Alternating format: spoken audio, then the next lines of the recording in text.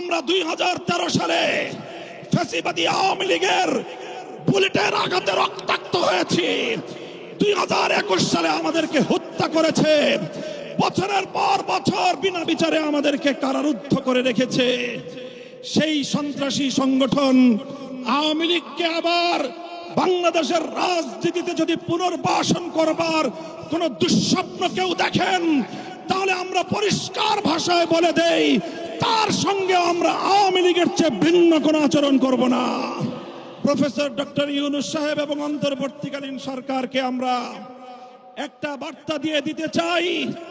মনে রাখবেন, 71 সালে এদেশের মুক্তিযোদ্ধারা বলেছিল, আমরা পিন্ডির গোলামীর জিঞ্জির ছিন্ন করেছি, দিল্লির গোলামি করবার জন্য নয়। আজ 2024-এর জুলাইয়ের স্বাধীনতা সংগ্রামের পর আমি বলতে চাই, আমরা দিল্লির দাসত্বের শৃঙ্খল থেকে মুক্ত হয়েছি, নিউ ইয়র্কের গোলামি করবার জন্য নয়। যদি এজন্য আমাদেরকে আরো জীবন দিতে হয়, যদি এজন্য আমাদেরকে আরো রক্ত দিতে হয়, আরো ত্যাগ আর কোরবানি স্বীকার করতে হয়, যদি আরো বড় করে নজরানা পেশ করতে হয়, শাহাদাতের রক্ত দেওয়ার জন্য জীবন বিপন্ন করে দেশ এবং ইসলামকে রক্ষা করার জন্য আল্লামা বাবু নগরীর হাতে শপথ গ্রহণ করতে কারা কারা প্রস্তুত আছো? হাত তুলে শপথ করো। আজ 2025 সালের 3রা মে বাংলাদেশের রাজধানী ঢাকার ঐতিহাসিক সোহরাওয়ার্দী উদ্যানে আয়োজিত হেফাজতে ইসলাম বাংলাদেশ আহুত এই মহা সমাবেশকে লক্ষ্য করে আমি সর্বপ্রথম স্মরণ করতে চাই ওই সকল বীর শহীদানদেরকে। শাপলা থেকে 2024-এর জুলাই বিপ্লব পর্যন্ত রক্তে রাঙা যেই পথ পাড়ি দিয়ে বাংলাদেশ 2024-এর 5ই আগস্ট দ্বিতীয়বারের মতো স্বাধীনতা অর্জন করেছে। সেই স্বাধীন বাংলার মাটিতে দাঁড়িয়ে আমরা শপথে বাণী উচ্চারণ করতে চাই, রক্ত দিয়ে স্বাধীনতা এনেছি, প্রয়োজনে রক্ত দিয়ে সেই স্বাধীনতা আমরা রক্ষা করবো ইনশাআল্লাহ। স্বাধীন বাংলার মাটিতে দাঁড়িয়ে আমরা বলতে চাই, নারী সংস্কারের নামে আল্লাহর কোরআনকে, ইসলামকে যে কটাক্ষ করা হয়েছে, ধর্মীয় উত্তরাধিকার বিধান, পারিবারিক বিধানকে নারী পুরুষের মধ্যে বৈষম্যের প্রধান কারণ বলে আখ্যায়িত করে বিতর্কিত নারী বিষয়ক কমিশন এদেশের সংখ্যাগরিষ্ঠ মানুষের ধর্মীয় অনুভূতিতে আঘাত প্রদান করেছে। ধর্মীয় অনুভূতিতে আঘাত প্রদান করবার অপরাধে তাদের বিরুদ্ধে আমরা রাষ্ট্রের শাস্তিমূলক ব্যবস্থা দেখতে চাই। হেফাজতে ইসলাম বাংলাদেশ বলতে চায়, এই তথাকথিত পশ্চিমা ধ্যান ধারায় বিশ্বাসী বিতর্কিত নারীবাদীদের আদর্শ এবং দর্শন নয়, বরং হেফাজতে ইসলাম বাংলাদেশ ইসলাম প্রদত্ত আল্লাহর ঘোষিত নারীর ন্যায্য অধিকারে বিশ্বাসী। ইনশাআল্লাহ হেফাজতের সংগ্রামী মহাসচিব কর্মসূচি ঘোষণা করবেন। সারা বাংলাদেশ জুড়ে হেফাজতের নেতা কর্মীদেরকে আগামী মাসগুলোতে গোটা বাংলাদেশ জুড়ে নারীর ন্যায্য অধিকার আদায়ের জন্য মাঠে নামতে হবে, মাঠে নামতে হবে। আমরা পরিষ্কার ভাষায় বলি, বাংলাদেশের স্বাধীনতার 53 বছরের মাথায় এসে সংবিধান সহ রাষ্ট্রের ব্যাপক সংস্কার কার্যক্রম শুরু হয়েছে। এই সংস্কার কার্যক্রম চলাকালীন সময়ে বহুত্ববাদের মতো এই বিতর্কিত একত্ববাদ বিরোধী কোন কনসেপ্ট বাংলার মানুষ গ্রহণ করবে না। আমরা সংবিধানে আল্লাহর উপর অবিচল আস্থা এবং বিশ্বাসকে পুনর্বহালের দাবি করেছি। এই দাবি বাস্তবায়নের জন্য আগামী দিনে হেফাজতে ইসলাম বাংলাদেশ কঠোর কোন সিদ্ধান্ত নিতে হলে হেফাজত সেই সিদ্ধান্ত নেবে ইনশাআল্লাহ।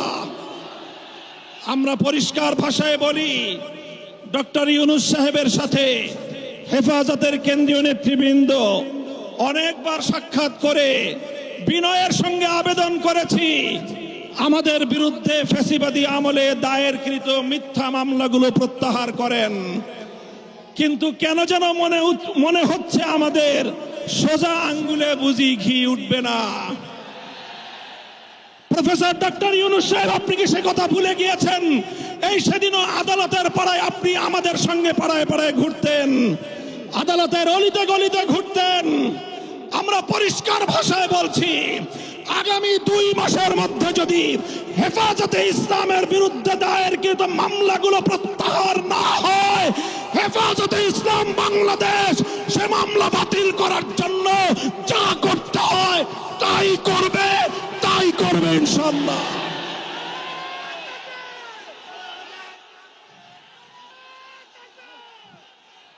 আমরা পরিষ্কার ভাষায় বলছি, জঙ্গি নাটকের মামলা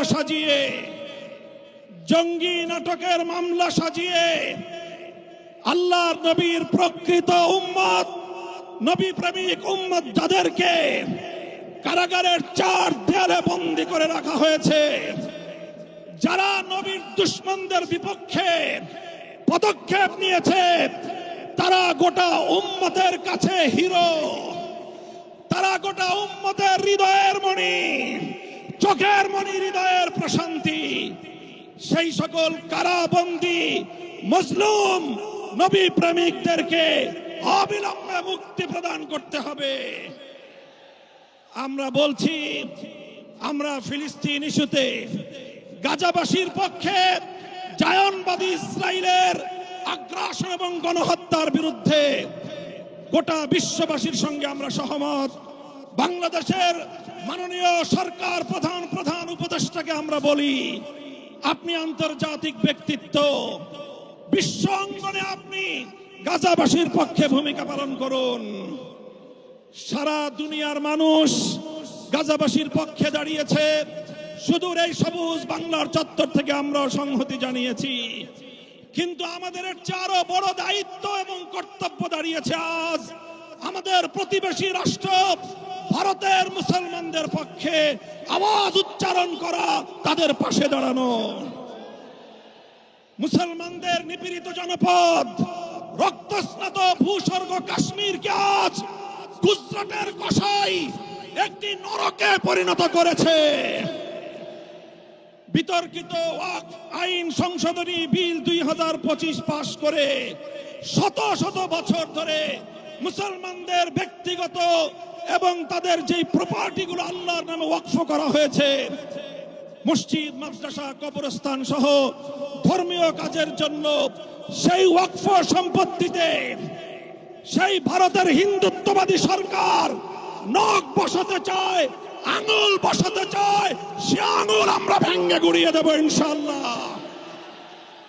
আজ হেফাজতের এই গণসমুদ্র থেকে আমি ভারতের নিপীড়িত, নির্যাতিত মুসলিম মুসলমানদেরকে আহ্বান জানিয়ে তাদেরকে আমরা আশ্বস্ত করতে চাই, ভারত জুড়ে তোমরা নরেন্দ্র মোদীর বিরুদ্ধে আন্দোলন গড়ে তোলো। তোমরা সকল নিপীড়ন বন্ধ করার জন্য মাঠে নেমে আসো। সীমান্তের এপার থেকে বাংলার 18 কোটি মানুষ তোমাদের সঙ্গে সংহতি জানাবে ইনশাআল্লাহ। সংগ্রামী সাথী ও বন্ধুগণ, প্রফেসর ডক্টর ইউনূস সাহেব এবং অন্তর্বর্তীকালীন সরকারকে আমরা একটা বার্তা দিয়ে দিতে চাই।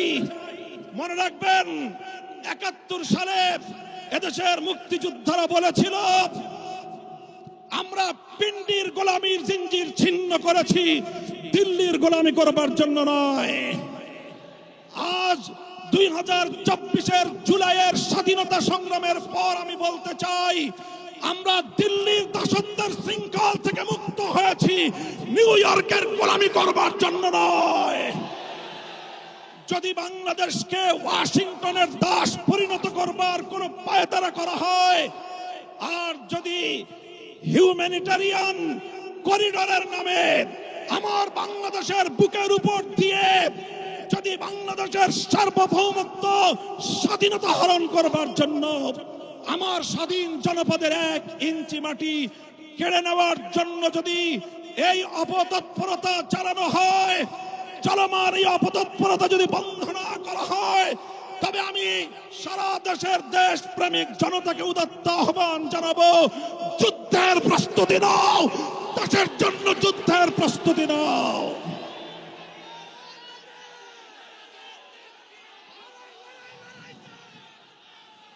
আমরা আমার দেশের প্রতি ইঞ্চি মাটি আমার জায়নামাজের মাটি।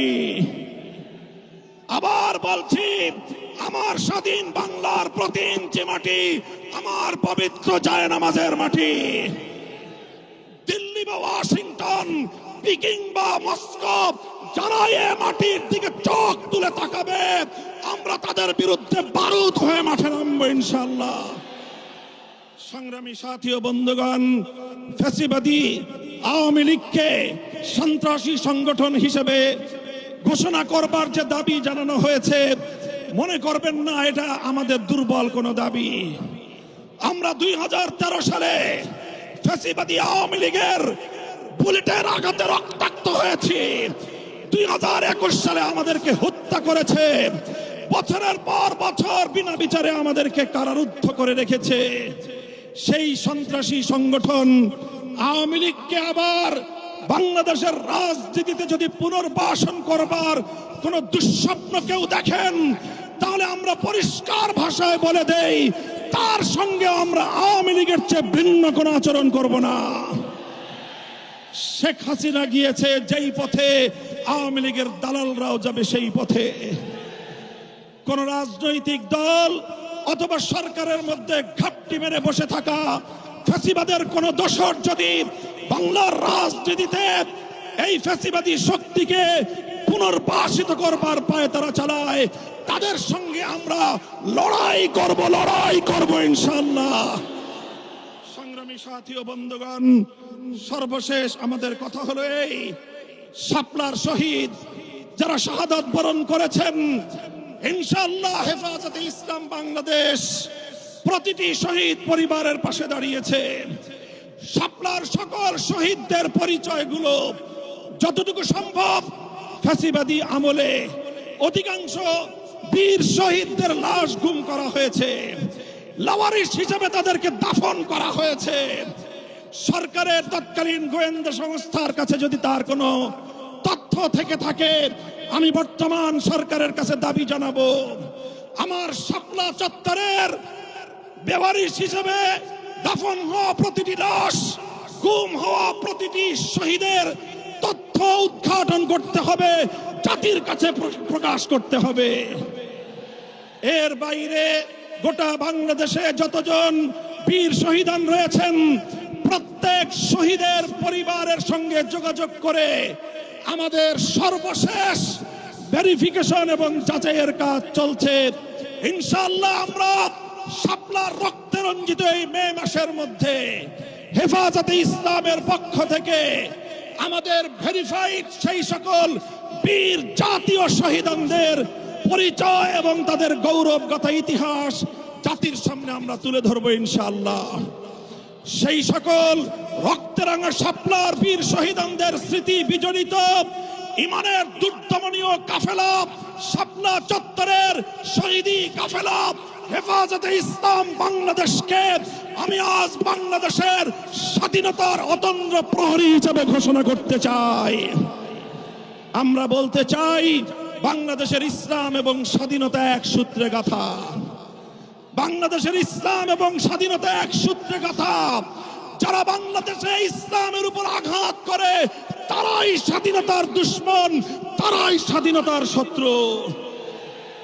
আগামী দিনে দেশ এবং ইসলাম স্বাধীনতার এই শত্রুদেরকে যেখানেই পাওয়া যাবে সেখানেই প্রতিহত করতে হবে, সেখানেই প্রতিহত করতে হবে। যদি এজন্য আমাদেরকে আরো জীবন দিতে হয়, যদি এজন্য আমাদেরকে আরো রক্ত দিতে হয়, আরো ত্যাগ আর কোরবানি স্বীকার করতে হয়, যদি আরো বড় করে নজরানা পেশ করতে হয়, শাহাদাতের রক্ত দেওয়ার জন্য জীবন বিপন্ন করে দেশ এবং ইসলামকে রক্ষা করার জন্য আল্লামা বাবু নগরীর হাতে শপথ গ্রহণ করতে কারা কারা প্রস্তুত আছো? হাত তুলে শপথ করো।